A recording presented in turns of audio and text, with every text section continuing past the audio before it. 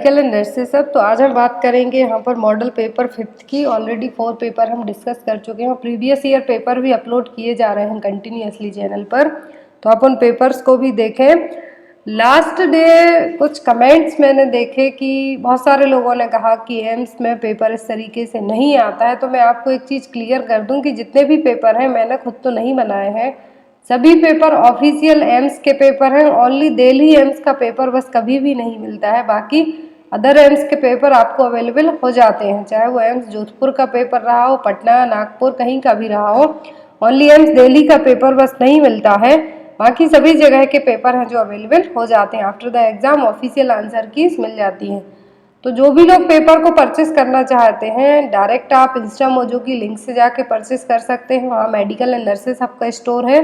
Otherwise आप direct WhatsApp number पर मेरे कांटेक्ट करके पेपर को परचेस कर सकते हैं। 260 रुपीज़ चार्ज रखा है, जिसमें more than 23 official solved paper रहेंगे आपके लिए। ओनली नॉरसेट जो 2020 में हुआ था और एम्स दिल्ली के जो 2 पेपर हैं वो आपको मेमोरी बेस्ड है, बाकी सभी ऑफिशियल आंसर कीज रहेंगी। और साथ ही साथ जिन भी लोगों का यूपी एनएचएम के लिए पेपर है अपकमिंग टाइम में, उनके लिए भी सीरीज अवेलेबल है, तो आप उसके लिए भी आप डायरेक्ट कॉन्टैक्ट कर सकते हैं। तो यहाँ पर आज है जो हमारा, और आपके लिए मैं बता दूं कि कम्युनिटी पोस्ट में डेली आप लोगों के लिए 1 या 2 क्वेश्चन रख दिए जाते हैं, तो ऑलमोस्ट आंसर सभी के सही रहते हैं। बट जिन भी लोगों को जो डाउट्स होते हैं तो उसी में कमेंट सेक्शन में आप अपने डाउट्स ज़रूर लिख दिया करें, जिससे आपके डाउट क्लियर किए जाएं। तो यहाँ पर आज जो पेपर हम सॉल्व करेंगे मॉडल पेपर 5th, इसमें मोस्टली क्वेश्चन आपके इमेज बेस्ड क्वेश्चन रहेंगे, जो कि गायनेकोलॉजी की जो प्रोसीजर्स होते हैं उन पर बेस्ड हैं, और कुछ इसमें कम्युनिटी हेल्थ नर्सिंग के क्वेश्चन ऐड किए गए हैं। तो वीडियो में एंड तक जरूर बने रहें। जो भी लोग नए हो चैनल को सब्सक्राइब करके बेल आइकन बटन को जरूर प्रेस करें। तो यहाँ पर चलिए आज हम इस पेपर को स्टार्ट करते हैं। तो यहाँ पर क्वेश्चन नंबर 1 है, identify the type of Leopold manoeuvre given in this image. तो यहाँ पर आप एक इमेज देख रहे हैं, इसमें आपको पहचानना है कि जो लियोपोल्ड मैन्यूवर जो मेथड है, मैन्यूवर का मतलब होता है कि हाथों से कुछ ऐसे प्रोसीजर किए जा रहे हैं। तो यहाँ पर कुछ लियोपोल्ड मैन्यूवर प्रोसीजर परफॉर्म किया जा रहा है। तो आपको कौन से टाइप का परफॉर्म किया जा रहा है, 4 टाइप होते हैं इसमें, कौन से टाइप का यहाँ पर एक प्रोसीजर किया जा रहा है। ये क्वेश्चन हर एक एग्जाम में आता है, स्पेशली जो सेंट्रल गवर्नमेंट के पेपर होते हैं उनमें।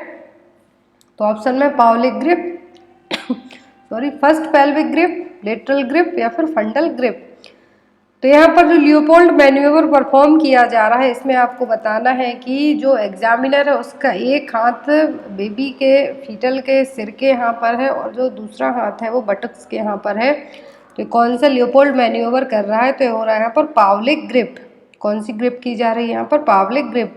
तो हम यहाँ पे देखेंगे कि जो चारों हैं यहाँ पर, चारों ग्रिप यहाँ पे परफॉर्म की जा रही है लियोपोल्ड मैन्यूवर की, तो कौन सी ग्रिप में क्या चीज़ है जो असेस की जाएगी। बेबी का हेड असेस किया जाएगा, पोजीशन चेक की जाएगी, क्या किया जाएगा। तो यहाँ पे चारों ग्रिप बताई हुई हैं और किस मैन्यूवर को दूसरा किस नाम से जाना जाता है, ये चीज़ आप मोस्ट इंपॉर्टेंट चीज़ है याद रखें। फर्स्ट मैन्यूवर जो लियोपोल्ड मैन्यूवर है क्या है, it's a common and systematic way to determine the position of fetus inside the women's uterus. तो यहाँ पर ये प्रोसीजर क्या है, लियोपोल्ड मैन्यूवर एक कॉमन और सिस्टमेटिक वे है किस चीज़ को आइडेंटिफाई करने के लिए कि भी जो फीटस की पोजीशन है यूट्रस में वो किस तरीके से है, किस पोजीशन में है फीटस, सिफेलिक में है, बर्टिक्स में है या फिर कुछ अदर पोजीशन में है। जो नॉर्मल प्रेजेंटेशन और पोजीशन पूछी जाती है वो क्या है, सिफेलिक और वर्टेक्स प्रेजेंटेशन। क्या है, नॉर्मल वेजाइनल डिलीवरी के लिए सबसे सुटेबल पोजीशन क्या मानी जाती है, सिफेलिक और वर्टेक्स पोजीशन। तो यहाँ पर 4 मैन्यूवर परफॉर्म किए जाते हैं। First manoeuvre is also known as the fundal grip, second is umbilical grip, third is second pelvic grip और Pawlik grip, fourth is pelvic grip. तो यहाँ पर पावलिक और पेल्विक के अलग अलग हैं। फोर्थ मैन्यूवर को कहा जाता है लियोपोल्ड फर्स्ट पेल्विक ग्रिप। यहाँ पे चारों ग्रिप के नाम याद रखें। अब हम बात करेंगे कि यहाँ पे 4 इमेज दी हुई हैं, A, B, C and D।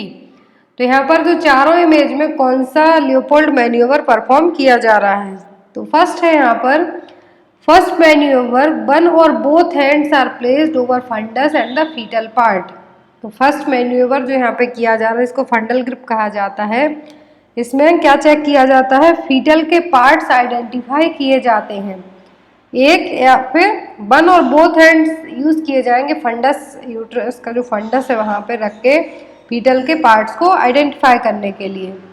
Second manoeuvre है जिसको हम अम्बिलाइकल ग्रिप के नाम से भी जानते हैं। The palmar surface of one hand is used to locate the back of the fetus and the other hand to feel the irregularity such as hand and feet. तो सेकेंड मैन्यूवर जिसको हम अम्बिलाइकल grip कहते हैं, इसमें क्या किया जाएगा कि एक हाथ कहाँ पे रखा जाएगा, बैक ऑफ द फीटस, और जो दूसरा हैंड है उससे हम फीटस की जो एबनॉर्मलिटीज की, हाथ कहाँ पर है, पैर कहाँ पर है, इन सभी चीज़ों को चेक करेंगे। थर्ड मैन्यूवर जिसको हम क्या कहते हैं, सेकेंड पेल्विक ग्रिप और पावलिक ग्रिप्स। थर्ड मैन्यूवर जिसमें thumb and fingers are used to grasp presenting part over the pubis symphysis. तो थर्ड मैन्यूवर है, इसमें क्या किया जाएगा, थंब और थर्ड फिंगर यूज करके जो फीटस का प्रेजेंटिंग पार्ट है सिम्फाइसिस प्यूबिस के हैं उसको असिस्ट करेंगे।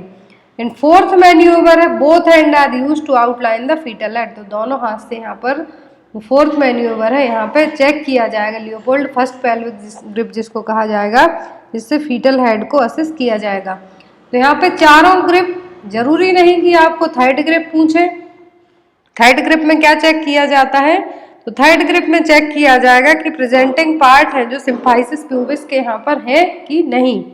फोर्थ में दोनों हाथ से फीटल का हेड का जो आउटलाइन है वो चेक किया जाएगा कि ये प्रॉपर तरीके से प्रेजेंटेशन है जो बेबी का वो सही से है या नहीं। तो ये चारों ग्रिप, इनके दूसरे नाम क्या है, सेकेंड नेम, हर एक कुछ कुछ प्रोसीजर्स के सेकेंड नेम रहते हैं।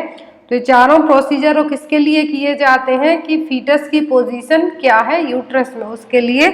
और कभी कभी थोड़ा बहुत यदि डॉक्टर्स चाहें, यदि बेबी का जो थोड़ा बहुत बेबी जो प्रेजेंटेशन और पोजीशन थोड़ी भी चेंज है तो डॉक्टर उसके लिए मैन्यूवर मतलब कि खुद अपने हाथों से इस चीज़ को कर सकते हैं। बट जब भी ये प्रोसीजर होता है तो जो ट्रेंड गायनेकोलॉजिस्ट रहते हैं, ऑब्स्टेट्रिशियन रहते हैं, वही इसको करेंगे।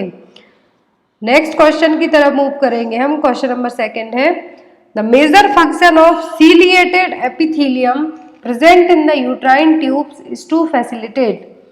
तो जो यूट्राइन ट्यूब्स है, फैलोपियन ट्यूब है, यहाँ पर क्या होते हैं, सीलिएटेड एपिथेलियम प्रेजेंट रहेंगे। टिश्यू है क्या है, सीलिएटेड एपिथेलियम टिश्यू रहेंगे। तो यूट्राइन ट्यूब्स में इन जो सीलिएटेड एपिथेलियम टिश्यू है इनका मेजर फंक्शन क्या है। ऑप्शन में है secretion of hormone in endometrium, release of ova from uterine tube, movement of ovum in uterine tube और fallopian tube, implantation of fertilised ovum. तो जो सीलिएटेड, सीलिया आप समझ सकते हैं, सीलिएटेड और सीलिया जो सेम टर्म है। तो सीलिएटेड एपिथेलियम है यदि यहाँ पर, तो यूट्राइन ट्यूब में क्या काम करेंगे कि जो फर्टिलाइज्ड ओवम रहेगा, ओवम और स्पर्म है, इनके मूवमेंट में हेल्प करेंगे। तो यहाँ पर जो मेन फंक्शन होगा इसका, ये देखिए सीलिया है जो यहाँ पर जो सीलिएटेड एपिथेलियम टिश्यू है, सीलिया क्या करेंगे, इनमें फंसते हुए जो ओवम और स्पर्म रहेंगे उनके मूवमेंट में हेल्प करते हैं। तो यहाँ पर जो मेन फंक्शन होगा इसका, जो सीलिएटेड एपिथेलियम टिश्यू है, सीलिया, इनमें फंसते हुए क्या जाएंगे, जो यूट्राइन ट्यूब है, फैलोपियन ट्यूब जो फैलोमस्कुलर ऑर्गन है, वहाँ पर क्या होंगे, पूरा मूवमेंट करने में हेल्प करेंगे, किसकी, ओवम की। और जो सबसे बड़ी सेल, यदि आपको यहाँ पर ओवम की बात की जा रही है तो क्वेश्चन आता है कि ह्यूमन बॉडी की सबसे लार्जेस्ट सेल कौन सी है, तो वो है ओवम, और स्मॉलेस्ट क्या है, स्पर्म। तो इसमें largest is ovum and smallest is sperm. Next is first assessment needs to be done in a client with ophthalmic problem is. तो यदि किसी पर्सन को ऑप्थेल्मिक प्रॉब्लम है, आंखों से रिलेटेड कुछ प्रॉब्लम है, तो आप फर्स्ट चीज क्या चेक करेंगे उसमें। ऑप्शन में है opacity of the lens, visual equity, intraocular pressure या फिर इंट्राऑक्यूलर हेमरेज। जो पहला असेसमेंट होगा ऑप्थेल्मिक प्रॉब्लम के लिए तो वो क्या होगा, वो होगा विजुअल एक्विटी। जो पर्सन की जो देखने की क्षमता है, चाहे वो नियर से हो या फिर फार से हो, दोनों चीज़ों को विजुअल एक्विटी के थ्रू चेक किया जाएगा। और विजुअल एक्विटी हम किससे चेक करते हैं, तो विजुअल एक्विटी के लिए हम चेक करते हैं स्नेलन चार्ट से। किससे, स्नेलन चार्ट से। 20 फीट या फिर 6 मीटर दूर पर्सन को स्नेलन चार्ट के खड़ा करके दूर 20 फीट का जो डिफरेंस रहेगा चार्ट, जो स्नेलन चार्ट आपकी वॉल पर लगा रहेगा उसके और पेशेंट और क्लाइंट के बीच में, तो उतने दूर से उसके लिए वो क्लाइंट से जो क्या स्नेलन चार्ट हम रीड आउट करवाएंगे। तो जो 20x20 यहाँ पे दिया जाता है, जब मतलब कि क्या है पर्सन की विजुअल एक्विटी प्रॉपर है। तो ऑप्थेल्मिक प्रॉब्लम यदि किसी पर्सन को होती है तो सबसे पहले उसकी विजुअल एक्विटी चेक की जाएगी। Then after intraocular pressure check किया जाएगा, लेंस की ओपेसिटी चेक की जाएगी, कुछ इंटरनल हेमरेज तो नहीं है वो चेक किया जाएगा। बट फर्स्ट थिंग क्या होगी, फर्स्ट असेसमेंट पूछा है यहाँ पर तो visual equity. Next is which one is the vitamin के डिपेंडेंट फैक्टर। तो विटामिन के डिपेंडेंट फैक्टर कौन सा है? ऑप्शन में है यहाँ पर फैक्टर 12, प्रोथ्रोम्बिन, फैक्टर 4 या फिर फैक्टर 5। तो विटामिन के का जो यहाँ पर क्या है डिपेंडेंट फैक्टर, तो विटामिन के का जो डिपेंडेंट फैक्टर है वो क्या है यहाँ पर, तो वह प्रोथ्रोम्बिन। तो ब्लड क्लॉटिंग फैक्टर पढ़े हैं हमने, तो उन्हीं में से तो विटामिन के लिए जो डिपेंडेंट फैक्टर का काम करेगा वो क्या होगा, प्रोथ्रोम्बिन। तो यहाँ पर आपका राइट आंसर क्या होगा, B. Next is what is the name of the opening that connects to arteria of foetal heart. तो यहाँ पर आपको नाम बताना है जहाँ पर क्या होगा, दो आर्टरिया क्या रहेंगे फीटल हार्ट में। ये बेबी की नॉर्मल लाइफ में नहीं पूछा, फीटल हार्ट में पूछा गया है, तो उसके लिए क्या टर्म यूज किया जाएगा। ऑप्शन में ductus arteriosus, ductus venosus, ligamentum teres या फिर पेटेंट फोरामेन ओवल। तो यहाँ पर जो टर्म यूज किया जाएगा, यहाँ पर दो आर्टरिया क्या होंगे, ओपनिंग रहेगी दो एट्रियम की, तो उसके लिए क्या टर्म है जो यूज किया जाएगा। तो जो यहाँ पर टर्म यूज होगा वो होगा पेटेंट फोरामेन ओवल या फिर फोरामेन ओवल भी हम कह सकते हैं। तो दो एट्रियम रहेंगे यहाँ पर, इन दोनों के बीच में क्या रहेगी, संटिंग रहेगी। तो इन संटिंग के बीच में क्या होगा, कुछ कनेक्शन होगा यहाँ पर, तो उसके लिए क्या कहा जाता है, फोरामेन ओवल।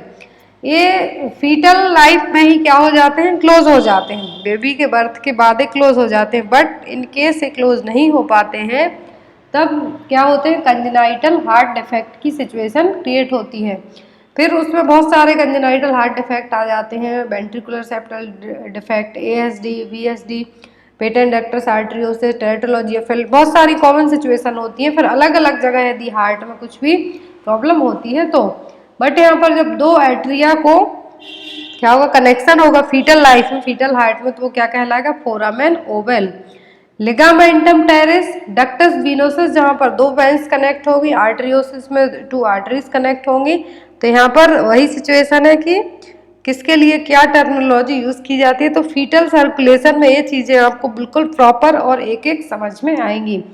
तो यहाँ पर फीटल आर्टरिया जहाँ पर दो आर्टरिया कनेक्ट होंगे, एट्रियम कनेक्ट होंगे, तो क्या है, patent foramen ovale. Next is which of the following treatment is used to treat for leprosy. तो लेप्रोसी के लिए कौन सा ट्रीटमेंट यूज किया जाएगा। ऑप्शन में फोटोथेरेपी, MDT, डॉट्स या फिर ऑल ऑफ द अबव। तो यहाँ पर आपको आंसर बताना है कि जो कौन सा थेरेपी यूज की जाएगी किसके लिए, लेप्रोसी ट्रीटमेंट के लिए। तो यहाँ पर फोटोथेरेपी तो न्यूबॉर्न बेबीज में जॉइंटिस को ट्रीट करने के लिए यूज की जाती है, डॉट्स ट्यूबरक्लोसिस के लिए यूज होती है, एंड देन आता है फिर MDT, मल्टी ड्रग ट्रीटमेंट। तो यहाँ पर जो मल्टी ड्रग ट्रीटमेंट होता है तो इसमें कौन सी जो ट्रीटमेंट यूज किया जाएगा, तो मल्टी ड्रग ट्रीटमेंट में क्या आएगा और किसके लिए होगा, तो मल्टी ड्रग ट्रीटमेंट में बहुत सारी जो मेडिसिन है, कॉम्बिनेशन ऑफ ड्रग होता है जिसको लेप्रोसी रेजिमेन के नाम से भी हम जानते हैं।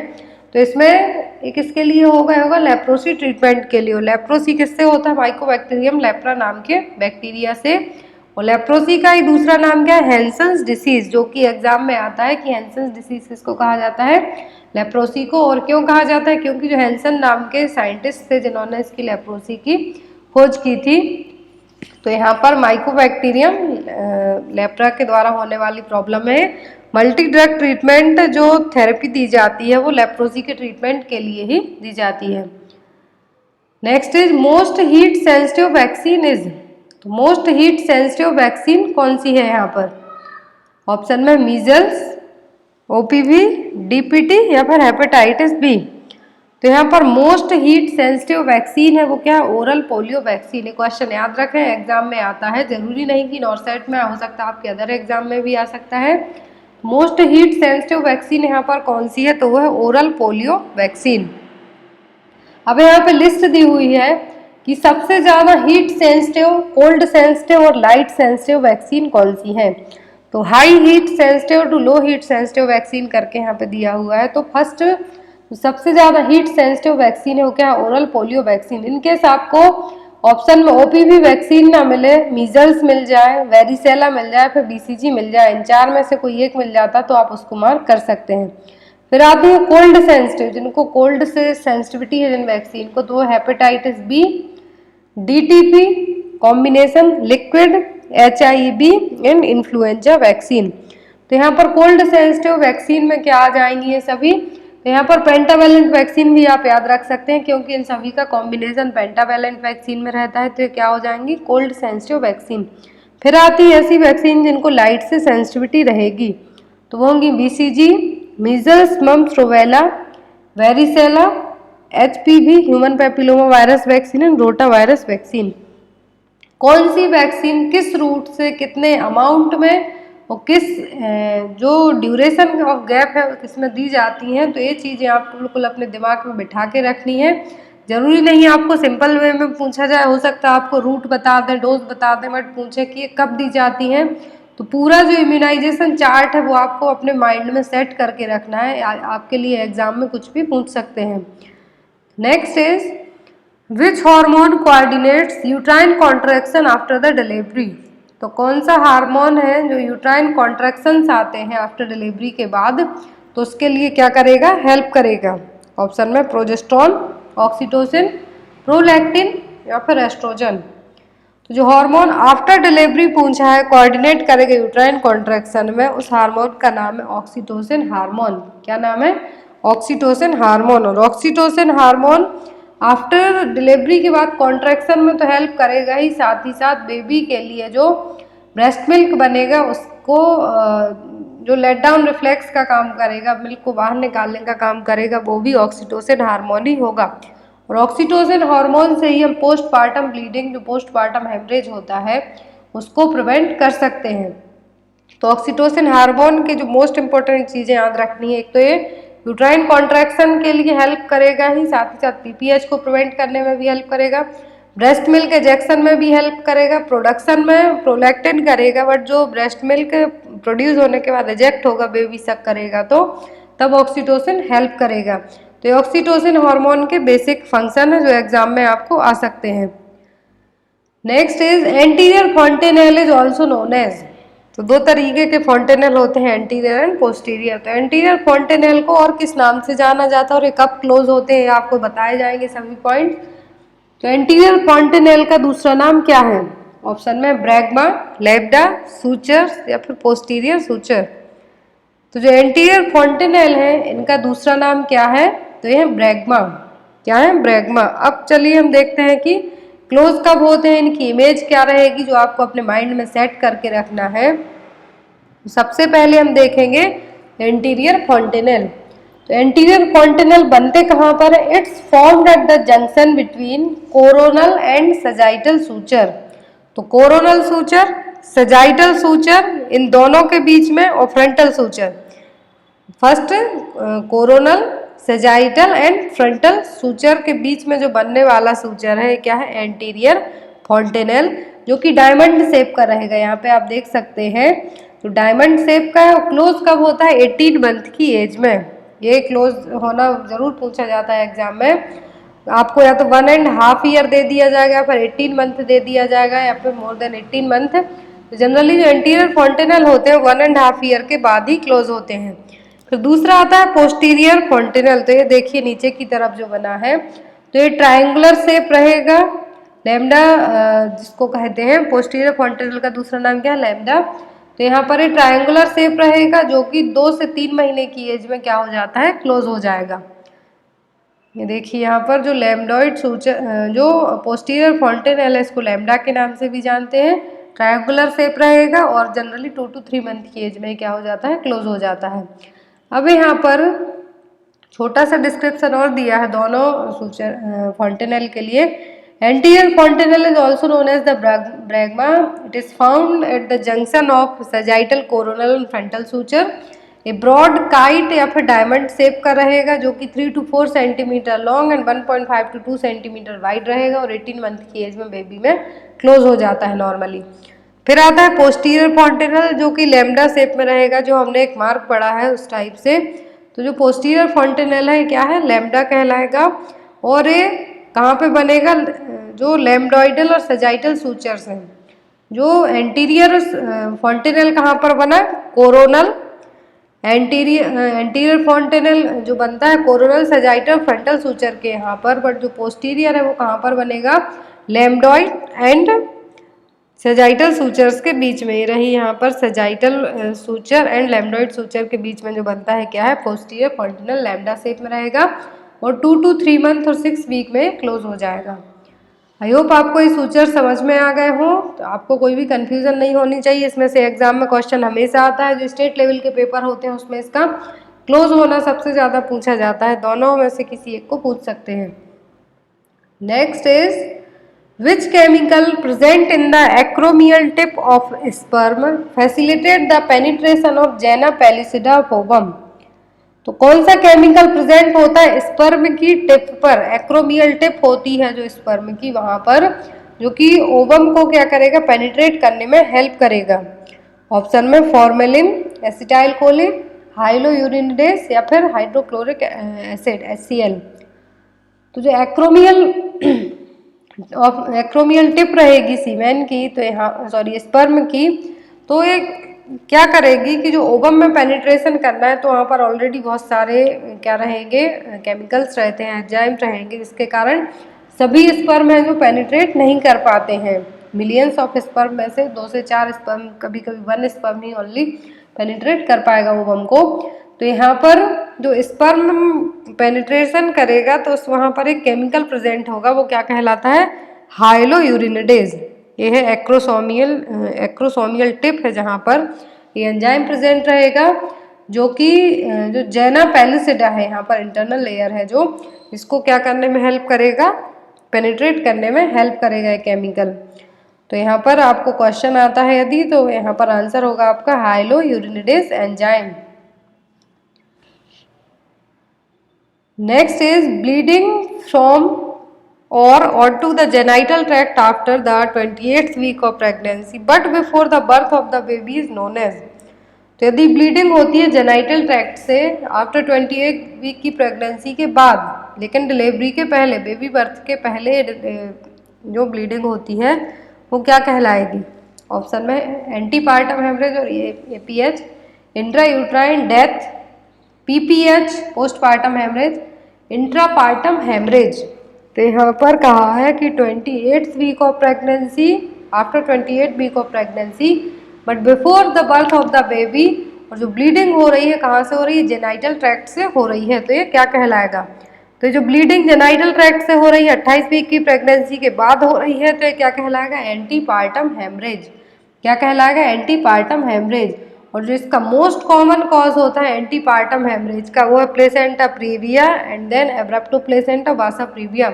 तो प्लेसेंटल कॉज सबसे ज़्यादा होते हैं, प्लेसेंटा में यदि कोई एब्नॉर्मेलिटी है तो सबसे ज़्यादा एंटीपार्टम हेमरेज होने के चांसेस होते हैं।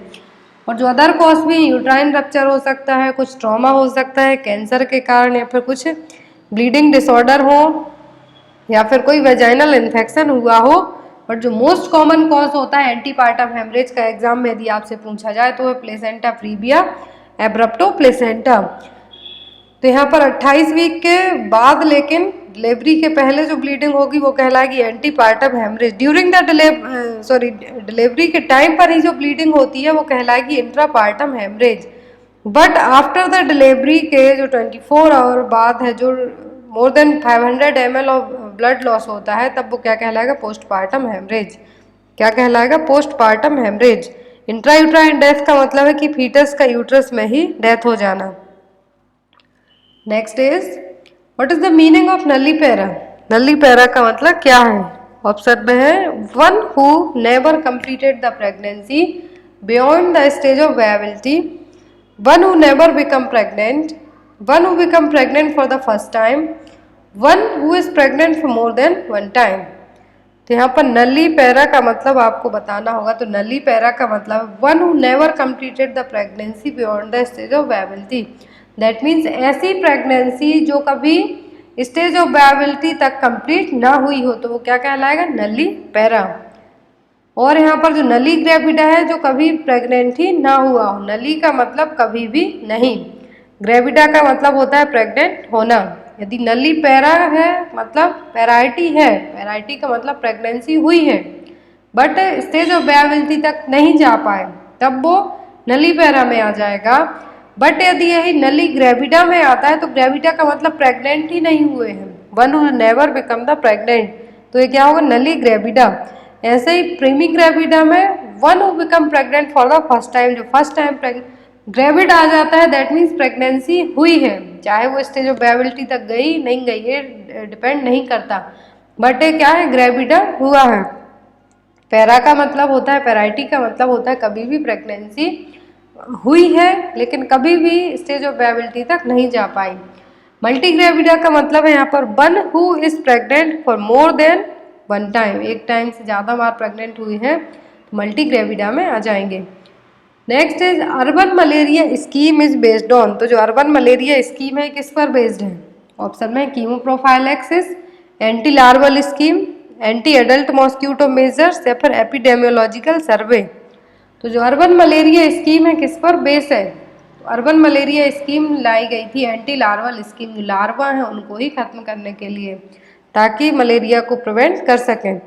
तो अर्बन मलेरिया स्कीम आई थी 1971 में, 1971 में, जो कि 139 टाउन्स इसमें कवर किए गए थे, 19 स्टेट एंड अर्बन टेरिटरीज, 19 राज्य 19 स्टेट्स और जो यूनियन टेरिटरी से केंद्र शासित प्रदेश है वहाँ के 139 टाउन इसमें कवर किए गए थे। इसका एम क्या रखा गया था? To control malaria in urban area by reducing the vectors and reduce mortality and morbidity by early detection and promote the treatment. तो क्या थे अर्बन मलेरिया स्कीम का ऑब्जेक्टिव थे? वो एंटी लार्वल स्कीम थी कि लार्वा को ही हमें खत्म करना, जितने भी अर्बन एरिया है वहाँ के लिए 1971 में लाई गई थी। जितने भी एरिया जहाँ पर 50,000 से ज़्यादा पॉपुलेशन है वहाँ के लिए स्कीम क्या हुई थी? लागू की गई थी। Next is bag of membrane ruptures. तो यदि बैग ऑफ मेम्ब्रेन रप्चर होगा तो क्या होगा? ऑप्शन में before full dilatation of cervix, after full dilatation of cervix, after head is engaged या फिर विद एक्सेसिव सो। तो bag of membrane ruptures, amniotic bag यदि वो रप्चर्स होता है, एमनियोटिक मेम्ब्रेन रप्चर होती है तो क्या होगा? Before full dilatation of cervix. तो बैग ऑफ मेम्ब्रेन कब रप्चर होगा? जब सर्विक्स फुली डायलेट होने वाली हो। तो यहाँ पर आपका आंसर क्या होगा? Before full dilatation of the cervix. Full dilate cervix कितनी मानी जाती है? 10 centimetre. Before 10 centimetre cervix dilate होती है उसके पहले ही मेम्ब्रेन रप्चर होगी, एमनियोटिक मेम्ब्रेन एंड फ्लूइड बाहर आएगा। तो यहाँ पर आपका आंसर क्या होगा? Before full dilatation of cervix. फिर यहाँ पर before full dilatation of cervix कहा है तो यहाँ से स्टेज स्टार्ट होती है, first, second, third and fourth stage of labour. First stage of labour में सर्विक्स फुली डायलेट होगी। यूट्राइन कॉन्ट्रैक्शन से लेके सर्विक्स का फुली 10 सेंटीमीटर तक डायलेट होना किस में आएगा? फर्स्ट स्टेज ऑफ लेबर में। सेकेंड स्टेज ऑफ लेबर में cervix fully completely dilated 10 centimetre dilate होने से लेके बेबी के एक्सपेल्ड आउट होने तक की स्टेज किस में आएगी? सेकेंड स्टेज ऑफ लेबर में। थर्ड स्टेज ऑफ लेबर में आफ्टर द बेबी एक्सपल्सन के बाद प्लेसेंटल एक्सपल्सन तक की जो स्टेज होगी वो किस में आएगी? Third stage of labour. And fourth stage of labour क्या होगी? ऑब्जर्वेशनरी स्टेज होगी, जो जिसमें baby and specially mother in दोनों को क्या किया जाएगा? ऑब्जर्व किया जाएगा। मदर को ऑब्जर्व किया जाएगा कि कोई post after delivery postmortem haemorrhage जैसी सिचुएशन तो नहीं, यूट्राइन प्रोलैप्स तो नहीं हो रहा है, इन सभी चीज़ों के लिए किसमें चेक किया जाएगा? फोर्थ स्टेज ऑफ लेबर में।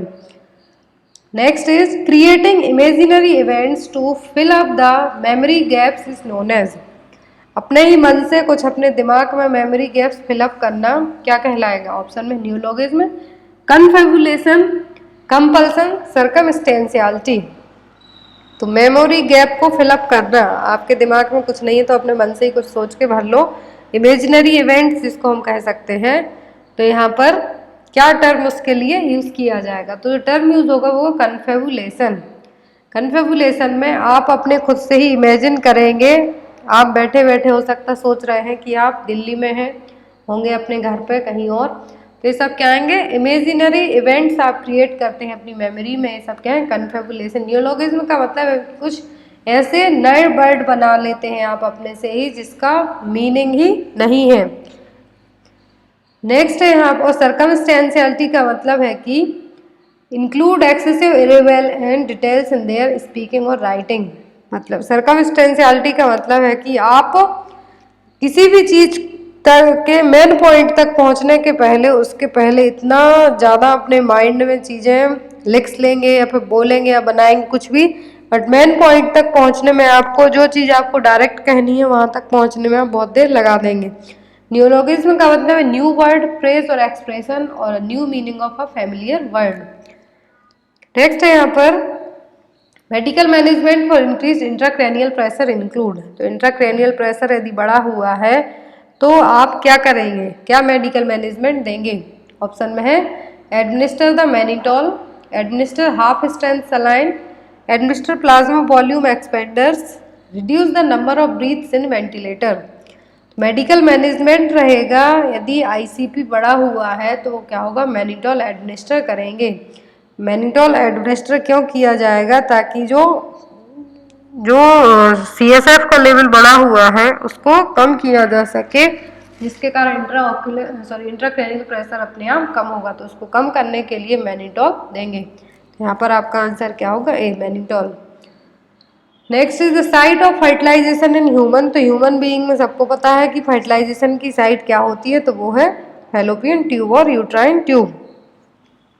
Next is metronidazole is commonly used to treat. तो मेट्रोनिडाजोल का यूज किसके ट्रीटमेंट में किया जाता है? ऑप्शन में टाइफॉइड, कोलेरा, डिसेंट्री या फिर डायरिया। तो जो यहाँ पर मेट्रोनिडाजोल यूज किया जाता है, यूज होता है डिसेंट्री के ट्रीटमेंट के लिए। किसके लिए? डिसेंट्री ट्रीटमेंट में।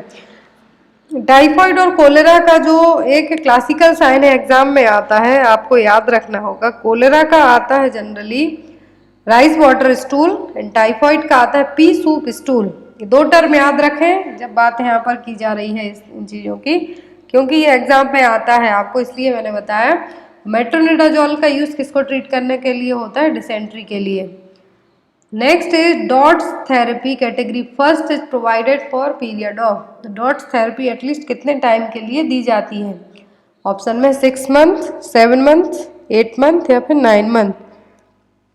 तो डॉट्स थेरेपी दी जाती है कितने महीने तक के लिए इसको दिया जा सकता है? तो ये प्रोवाइड की जाती है एटलीस्ट 6 मंथ के लिए, और हेल्थ केयर प्रोवाइडर है वही इसमें जो मेडिकेशन है पेशेंट को एक्सप्लेन करेंगे और दी जाएंगी मेडिसिन। तो एटलीस्ट कितने टाइम के लिए? 6 मंथ तक के लिए डॉट्स रेजिमेन यूज़ किया जाता है टीबी की और ट्यूबरक्लोसिस के पेशेंट को ट्रीट करने में।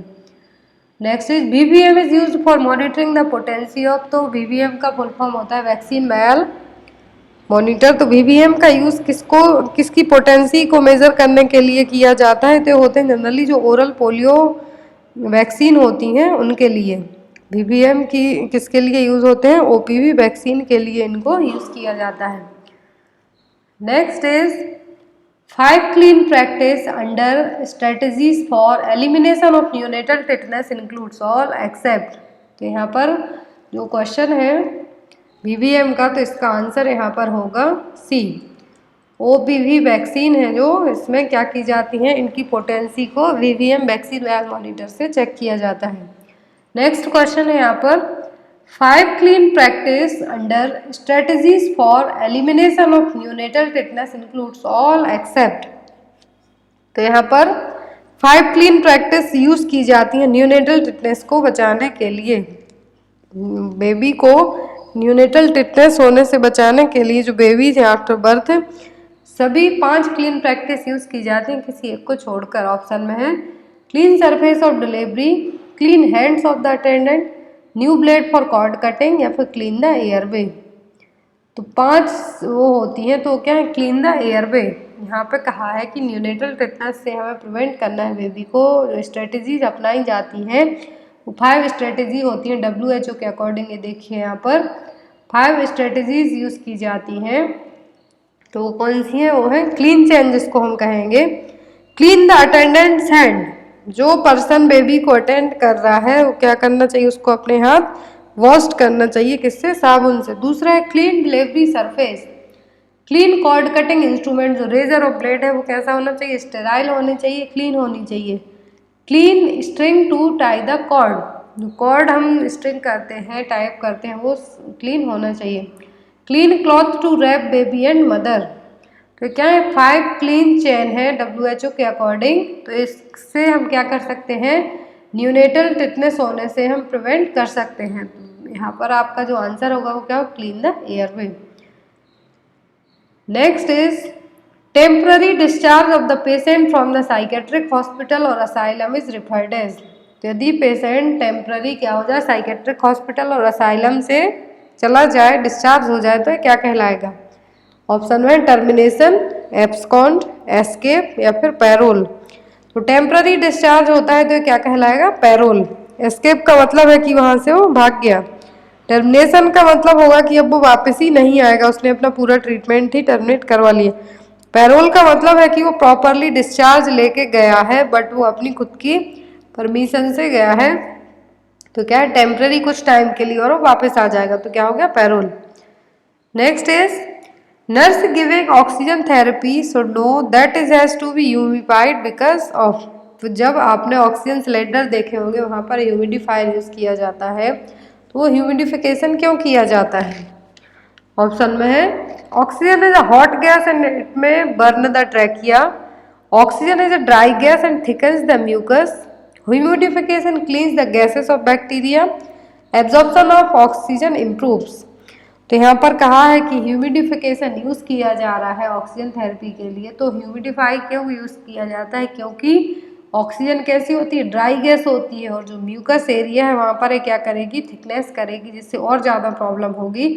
इसीलिए ह्यूमिडिफायर्स यूज़ किए जाते हैं। जब भी ऑक्सीजन सिलेंडर्स आपने देखे होंगे वहाँ पर साथ में एक जो ह्यूमिडिफायर है यूज़ किया जाता है, ताकि जो ऑक्सीजन कैसी है, ड्राई गैस है, जिसके कारण म्यूकस को इरिटेट भी कर सकती है, इसीलिए यहाँ पर ह्यूमिडिफायर यूज़ किया जाता है। Next is delayed cord clamping is contraindicated इन।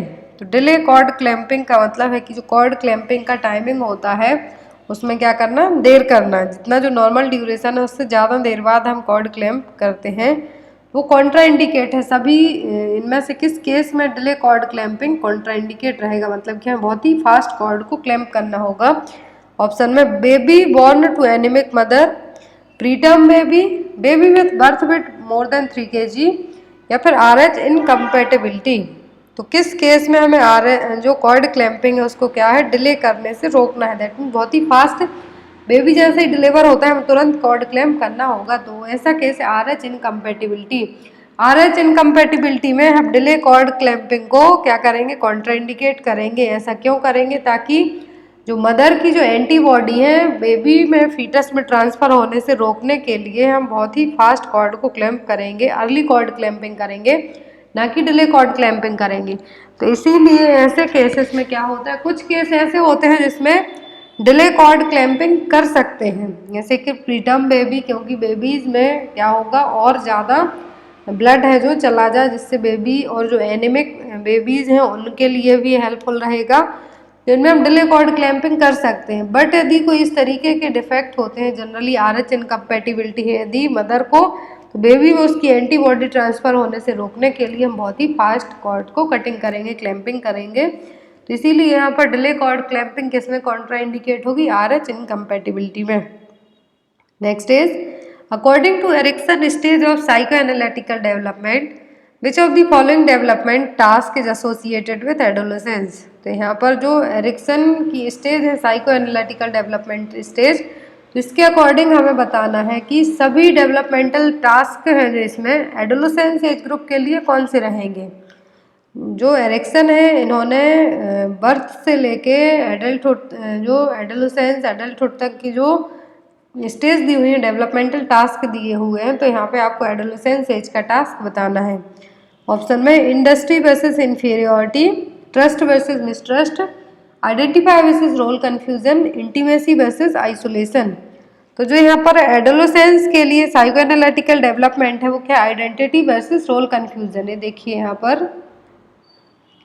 पूरा चार्ट दिया हुआ है जिसमें बताया गया है कि यदि इन्फेंट्स में पूछते हैं जो कि 0 to 18 मंथ तक के होंगे तो उसमें ट्रस्ट वर्सेस मिसट्रस्ट होगा, होप रहेगी उनमें एक तरीके की, तो क्या होगा, ट्रस्ट वर्सेस मिसट्रस्ट। टोडलर्स में पूछते हैं 18 मंथ टू 3 ईयर में तो ऑटोनॉमी वर्सेस सेवन डाउट होगा। प्री स्कूल में पूछते हैं तो 3 to 6 ईयर के जो बच्चे आएंगे उनमें इनिशिएटिव वर्सेस गिल्ट होगा। चाइल्डहुड 6 to 12 ईयर जिसमें इंडस्ट्री वर्सेस इंफीरियोरिटी होगी।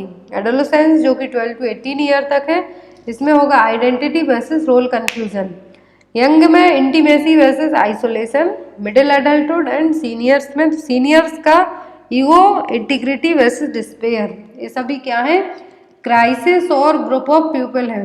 बट यहाँ पे आपको दो चीज़ें याद रखनी है कि एरिक्सन ने साइको एनालिटिकल डेवलपमेंट की थ्योरी दी है, उसके अकॉर्डिंग हर एक स्टेज में जो डेवलपमेंटल टास्क है वो है क्या, 1 2 3 4 5 6 7 एंड 8 में से आपको एटलीस्ट 6 तो याद रखना ही है। जनरली एग्जाम में यंग एडल्ट तक का पूछा जाता है बट लास्ट के दो भी आप याद रखें तो अच्छा होगा। Next is benzodiazepam reduce anxiety by acting on which of the following neurotransmitter.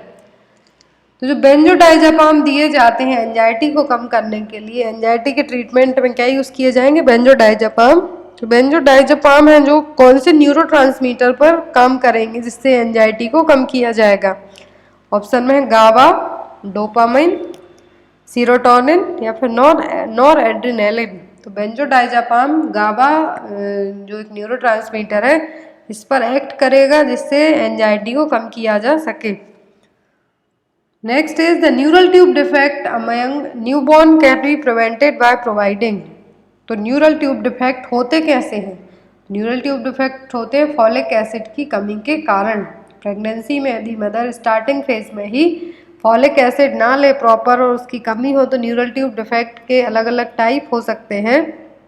तो उस न्यूरल ट्यूब डिफेक्ट को प्रिवेंट करने के लिए हम क्या कर सकते हैं। ऑप्शन में है vitamin K to the mother in first trimester, iron to the mother in third trimester, folic acid to the mother in first trimester, iron and folic acid throughout the pregnancy. तो यहाँ पर simple सी बात है कि neural tube defect किसकी कमी के कारण होते हैं, फॉलिक एसिड की कमी के कारण। और एज अर्ली एज पॉसिबल यदि कंसीव करने वाले हैं, कंसीव हो गया है तो उसके तुरंत बाद से ही मदर के लिए फॉलिक एसिड देना स्टार्ट करवा दिया जाता है ताकि बेबी को न्यूरल ट्यूब डिफेक्ट से बचाया जा सके। तो यहाँ पर ऑप्शन में है folic acid to the mother in first trimester. यदि कंसीव करने की स्टेज से भी लिखते तो आप उसको भी मार्क कर सकते हैं, तब भी आपका आंसर करेक्ट माना जाएगा। Next is the number of pulse beats per minute is known as. तो जो पल्स है एक बार में कितनी बार पल्स का जो बीट है कितने बार पल्स बीट होती है तो क्या कहेंगे उसके लिए। ऑप्शन में रिदम, रेट, वॉल्यूम या फिर टेंशन। तो पल्स बीट पर मिनट क्या कहलाती है, रेट। क्या कहलाएगी, रेट। एज के अकॉर्डिंग पल्स रेट अलग अलग हो जाती है, हार्ट रेट अलग अलग हो जाती है। लेस देन 1 मंथ में 120 to 160 है जो नॉर्मल हार्ट रेट है बीट पर मिनट। 1 to 12 में 18 to 140 तक, 12 मंथ टू 2 ईयर 80 to 130 तक, फिर मोर देन 12 ईयर में 60 to 100 तक जो कि नॉर्मल एडल्टहुड तक चलती रहती है। Next is absence of breathing is known as. Absence of breathing is known as, क्या टर्म इसके लिए यूज किया जाएगा। ऑप्शन में ब्रेडिप्निया, यूपनिया, टेकिप्निया या फिर एपनिया। तो ब्रेडिप्निया का मतलब है यहाँ पर पल्स रेट कितनी हो जाएगी, सॉरी रेस्पिरेटरी रेट कितनी हो जाएगी, लेस देन 16। यूपनिया का मतलब है कि नॉर्मल ब्रीदिंग। टेकिप्निया का मतलब है कि मोर देन 20 से ज़्यादा हो जाएगी जो रेस्पिरेटरी रेट है। और एपनिया का मतलब है एब्सेंस ऑफ ब्रीदिंग। तो यहाँ पर आपका आंसर क्या होगा, डी। यहाँ पर अलग अलग टर्मिनोलॉजी दी हुई है। ऑर्थोपनिया जो हमने नहीं पढ़ा वो ओनली क्या है, हाइपर एपनिया में क्या होगा, increased rate and depth of the breathing. Tachypnoea में रैपिड और फास्ट ब्रीदिंग होगी, ब्रेडिपनिया में स्लो होगी। ऑर्थोपनिया में जब सिटिंग और स्टैंडिंग पोजीशन में हो तब क्या हो, प्रॉब्लम हो सांस लेने में, तब वो उसमें आएगा। हिमोप्टाइसिस का मतलब होगा एक्सपेक्टोरेशन विथ ब्लड, कफिंग आएगी किसके साथ, ब्लड के साथ में। हाइपोक्सिया का मतलब होगा low oxygen in organ and tissue. In cyanosis का मतलब होगा bluish colouration due to hypoxia. तो यहाँ पर छोटे छोटे टर्म्स हैं जो आपको याद होंगे। नेक्स्ट है यहाँ पर इसका आंसर आप लोगों के लिए देना है, विच of the following statement is not true. तो इनमें से सही पॉइंट कौन सा नहीं है। ऑप्शन में family is a biological unit, family is a group of person who are related to each other by religion, family is a group defined by social relationship, या फिर family is a system of relationship between parents and children. तो इसका answer आप लोग comment box में देना। Next video में हम बहुत जल्दी मिलेंगे, मे भी हो सकता है इवनिंग तक ही। आई होप आपको आज की क्लास अच्छी लगी। Thank you for watching us, bye bye.